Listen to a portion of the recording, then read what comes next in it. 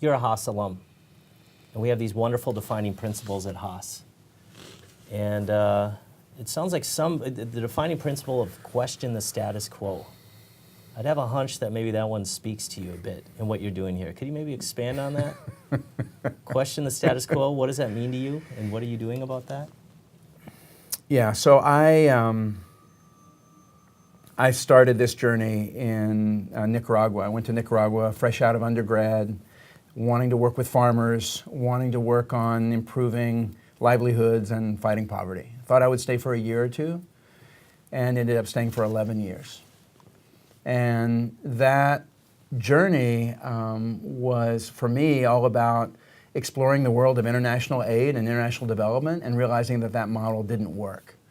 And so I ended up turning to the world of markets and business because I came to believe that that was a more effective lever for change. But the status quo, right, business as usual, is not inherently just or equitable or even smart, right, in the long term, right? I mean, in pursuit of short-term profits, so often we see companies making really bad choices in terms of global supply chains that don't necessarily set them up for long-term success. And so absolutely challenging the status quo and challenging business as usual is a key part of my work every day.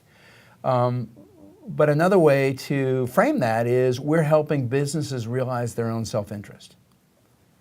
Because the reality is sustainable business, right, more responsible business, paying workers a better wage, paying farmers a better price, those are key ingredients for long-term business success for any brand and retailer here in the United States. So really it's about turning the logic of business as usual on its head and showing people that that logic as it stands today is not sustainable.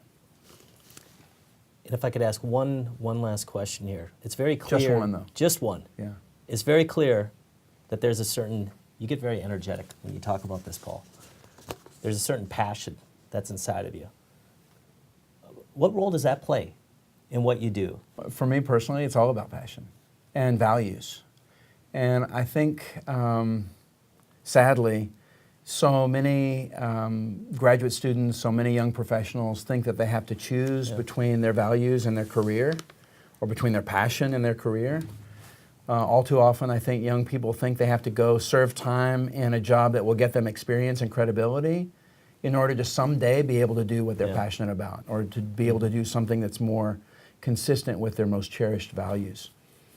And I say that's a huge mistake. I feel blessed to be able to pursue my passion, to pursue what's most important to me, and to do that in a way that actually makes me a living.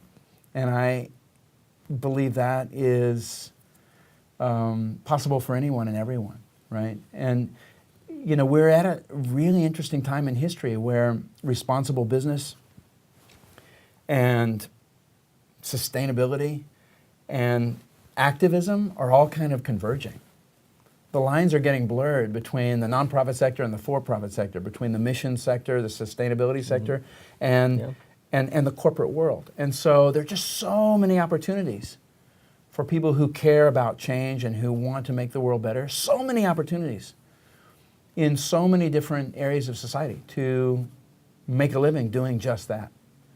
So for me, it's all about passion, and that would be my message to anyone listening to this today. Pursue your bliss, pursue your passion. Paul, thank you so very much. Thanks, Robert.